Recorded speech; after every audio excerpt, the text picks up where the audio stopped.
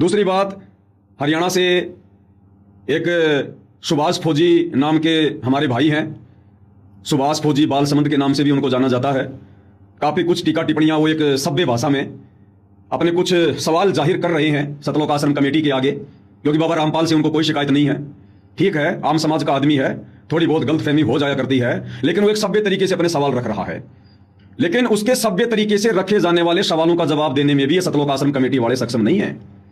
अरे सारा दिन उजूल फुजूल वीडियो बना के लोगों को गालियां देते हो। अगर तुम्हें बाबा रामपाल के ज्ञान की छींट है तो सुभाष फौजी बालसमंद वाले के प्रत्येक सवाल का ज्ञान आधार से जवाब दो।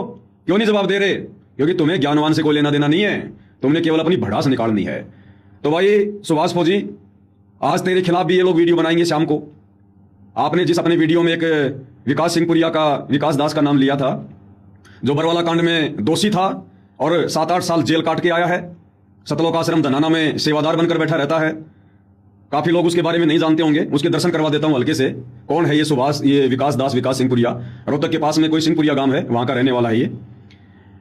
और ये कह रहा कि मैं सन 2012 से बाबा रामपाल से जुड़ा हुआ हूं। सन 2012 से मैं बाबा रामपाल का भगत हूं। सन 2012 से ये जुड़ा हुआ है और इसके स्वभाव में रत्ती भर भी फर्क नहीं आया, रत्ती भर भी। जबकि साधु संतों के चरणों में 14-14, 15-15 साल अपना जीवन गुजार कर लोग मिट्टी बन जाते, मिट्टी।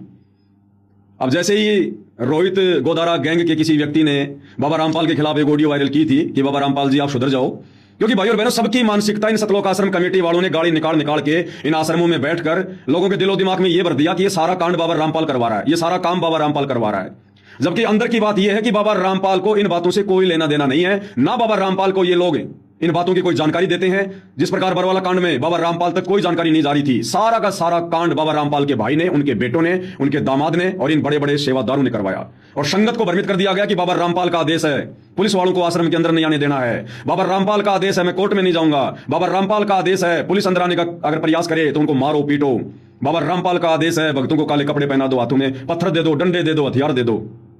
ये जो राष्ट्रीय समाज सेवा समिति बनाई गई थी, जो ब्लैक कमांडो बनाए गए थे, बाबा रामपाल का इन ब्लैक कमांडो से, इस राष्ट्रीय समाज सेवा समिति से किसी प्रकार का कोई ताल्लुकात नहीं था, कोई ताल्लुकात नहीं था किसी प्रकार का, और ना आज किसी प्रकार का कोई ताल्लुकात है।